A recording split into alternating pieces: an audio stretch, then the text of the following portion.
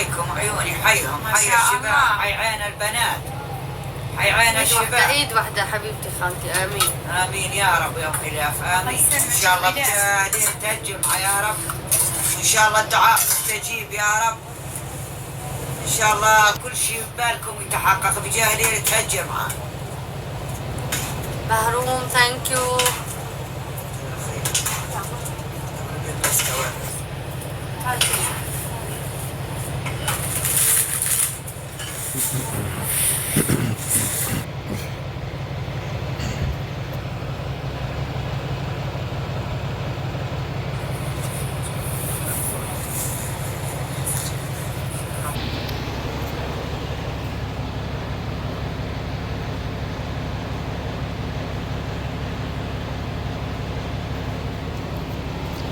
Barakati Yahweh, Barakati Yahweh, Barakati Yahweh, Barakati Yahweh, Barakati Yahweh, Barakati Yahweh, Kahallah Yim Yahweh, Ba'ashem Yahweh, Ba'ashem Rakakadash, the Bahamas, Apostles, elders, and bishops of Great Millstone rule all over the flock. Shalom, salutation, you come out here pushing the words of truth and sincerity.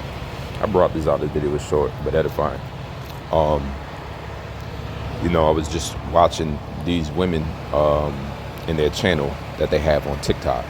TikTok going to introduce you to all type of things that, you know, all these Google or Facebook operated apps don't give you. They're going to give you people from all around the world, you know, streaming and whatnot.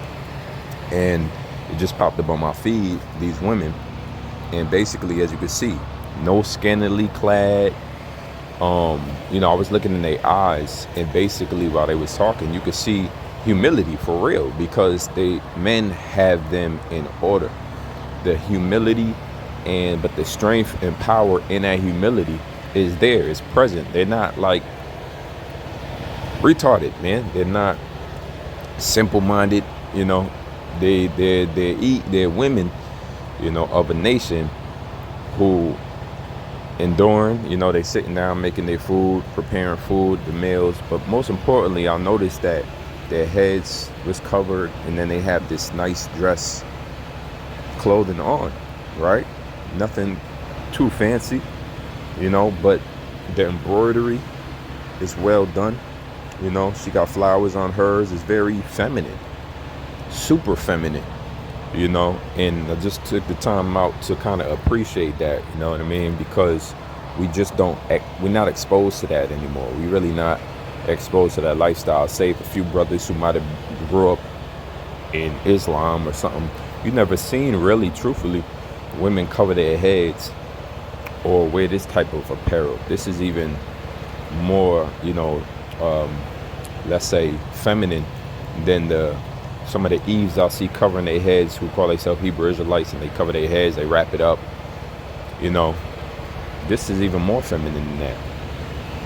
But, you know, I'm just going over a few scriptures just that touch on this idea that, you know, this form of dress here that you see here was what was originally intended as far as what you know, the women of our nation would wear, and the history of and the legacy of the East, you know, where we came from, Oriental clothing, where we came from, all right, over there in the Eastern Hemisphere. So 1 Timothy 2:9, it says, and this is all in the NLT, by the way, and I want women to be modest in their appearance. They should wear decent and appropriate clothing and not draw attention to themselves by the way they fix their hair or by wearing gold or pearls or expensive clothes. For women who claim to be devoted to Yahweh should make themselves attracted by the good things they do. And that's exactly it. You know, my first thought when I'm looking at these women wasn't like, dang, I'm going to get up in, you know what I'm saying? I'm going to get me some of that. I'm going to, you know, take a clothes off. It was nothing like that. It was back when, you know, when you was a child, how you just observed women and, you know, you ain't really think nothing sexual. That wasn't the first thought that came to your mind. But Babylon basically pours you into this pot of lust and stews you in it since childhood. And when you young, you looking at corn and you know, observing dirty magazines, and you know, watching how they dress and you watching the rap videos. I remember the first time I seen back that ass up by Juvenile, man. I'm like, damn, you know, I'm like, yo, man, what the? And from that moment on, I remember when people around me first started checking girls out. Like it was like fourth, fifth grade. You know, before that it was just about basketball and sports cards and Pokemon and stuff like that. But needless to say, it never stops. Now, that's fine, you know, for young men to enjoy the, you know, want to grow up and have women and things like that. But the constant lusting that comes from the parent, man. They already did the video of the woman walking 4 hours in New York City dressed like a modern day Eve. You know, tight shirts, tight clothes, tight pants, tight jeans. You know what I mean? You know, showing skin, that type of thing. And she got catcalled, you know, the whole way, all 4 hours walking through the city. Then she put on the hijab like this. Then she put on these type of clothes. And nobody said nothing to her, man. Because even in Jake mind, we know, like, nah, man, this is a woman in order. Men fall back when they think that there's other men around. Men leave you alone when they feel like there's men who is around you. If you were wife and you got all types of brothers, like actual brothers, and you grew up in a house full of brothers, you know you ain't really had no problems with no niggas like that. You know? You ain't had no problems with men. There's a reason for that. All right. 1 Peter 3:3 says, don't be concerned about the outward beauty of fancy hairstyles, expensive jewelry, or beautiful clothes. You should clothe yourself instead with the beauty that comes from within, the unfading beauty of a gentle and quiet spirit, which is so precious to Yahweh. And I was observing these women, you know, for about 5 minutes I watched. They're gentle, man. They're gentle as hell, bro. You know, that's something a quality that can't be overstated, that men love about feminine women. They gentle. They soft. They precious. They quiet. Quiet spirit, humble. If a man walks in the room, they quiet down. Right? All that cackling and all of that, you know, that loud cackling, that kamala, that's detested amongst men. Genesis 41:42 says, then Pharaoh removed his signet from his hand and placed it on Joseph's finger. He dressed him in fine linen clothing and hung a gold chain around his neck. This is the clothing of kings. As you can see, they got fine linen or silk. It's the clothing of kings, man. You could say it's all one. You could tell it's all one fabric from head to toe. That's how we supposed to dress. There's laws about that. You know, that brings, you know, peace to my heart to see a woman dressed like that, for real. It's a peaceful thought to be in the midst of a woman, not desiring to ravish her and things like that nature because of how she dresses, and them thoughts naturally come to your mind because she's undressed, basically. And when you go through the scriptures, anytime you find an account of somebody naked or undressed, it's because it's due to mourning. So the fact that Eve walks around here undressed and half clothes, it's proof that you're mourning. You're really not happy. You wouldn't dress like that if you being happy.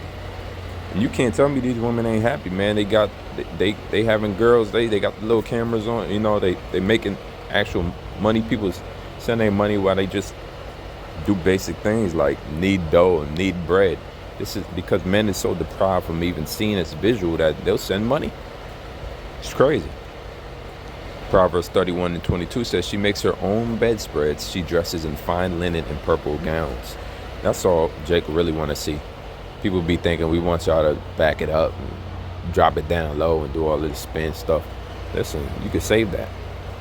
You can save that for the bedroom. For the most part, 9 out of 10 times, I want to see her dressed. I want to see her in something, in a gown, man. Something like this.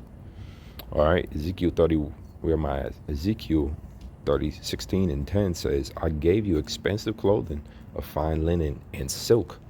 There you go. It says beautifully embroidered in sandals made of goatskin leather.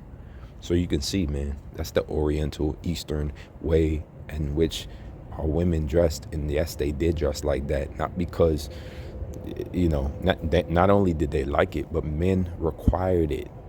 There's a requirement that we had over our women. There's an obligation that she had and a duty that she had to basically be modest in appearance. And they took that serious and literal. And so this is where these gowns and things of that nature came about, because it came from the law system of the East. Now you have no laws. You barely have to wear a top. When you go to the beach, that's the most lewd you can possibly be. You could walk around in a thong and a G-string in front of kids. Okay? And you wonder where this whole idea of, incest or, kids getting over sexualized come from. They see it from young age, man. That's sick. That's sickness, bro. And it leads to more sickness. Now you know why people are getting so sick. The laws are slack. Genesis 24 and 65 says, "Who is the man that walketh through the fields to meet us?" She asked the servant. And he replied, "It is my master." So Rebecca covered her face with her veil. Chastity, man. She understood that man, a master was in the midst.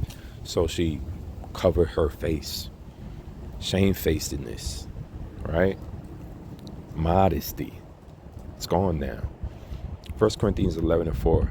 It says, "A man dishonors his head if he covers his head while praying or prophesying, but a woman dishonors her head if she prays or prophesies without a covering of her head. For this is the same as shaving her head." That's dishonorable, man. You wouldn't go out there and shave your head bald. Showing you that baldness is a shame. Dishonor. And they try to make it a thing. Bald and beautiful or whatnot. It's never going to be the case. Your hair is your glory, according to the scriptures. And the glory of a man is his wife, his woman. So it's all been twisted, man. We are living in some type of dystopian future already because it's crap. You don't have no real control over what your women do. Therefore, you are not in control. To quote the Apostle Tahar, we always speak about this here in Birmingham. Apostle Tahar said this truth would be 10 times easier if Eve was on our side. If Eve wasn't out of control. Let's go on. It says, 1 Corinthians 11 and 13 says, "Judge for yourselves. Is it right for a woman to pray to Yahweh in public without covering her head?"